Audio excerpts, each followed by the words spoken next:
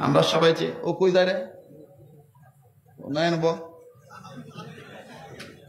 তুই আমার সাথে যাবি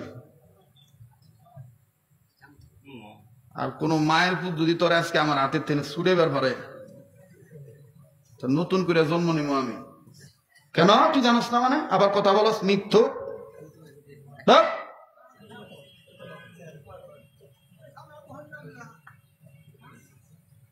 তুই এখানে লেকচার দিতে মাওলানা কোনে পড়ছস দাওরা কই পড়ছস দাওরা এদিকে কই পড়ছস দাওরা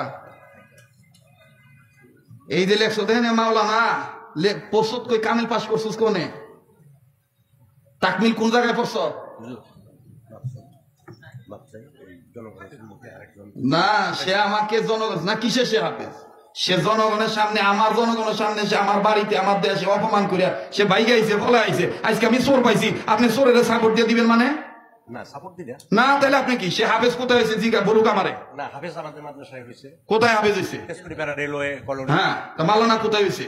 মালানা কোথায় হয়েছে এটা তাফসীর কোথায় পড়ছে সে কোথায় মিরপুরে কোথায় তাফসীর পড়ছস তুই ও কি করছে জানেন না খালি চুপ থাকেন হ্যাঁ আপনি বুঝছেন না না না না না আপনি আমার কাছে গেলে সেটা আলাদা না সেটাই হয়তো আগে সেটা আলাদা এই সমস্ত বাচ্চা পোলাপানদেরকে আপনারা যদি সাপোর্ট দেন তাহলে জাতি ধ্বংস হবে ও মনে করছে যে ঘাটাইল ওর জন্মের আগে যে আমি ঘাটাইল এসে গেছি ও জানি না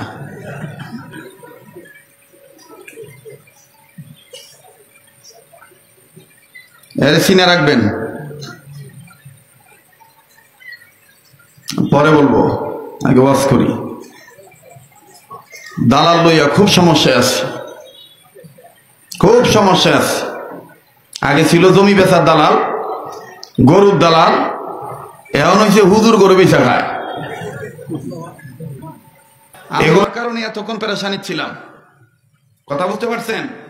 আল্লাহর কাছে বলতেছিলাম যে আল্লাহ আমি তো কোনো পাপ করি নাই আমি তো একদিকে মাজলুম একদিকে মুসাফির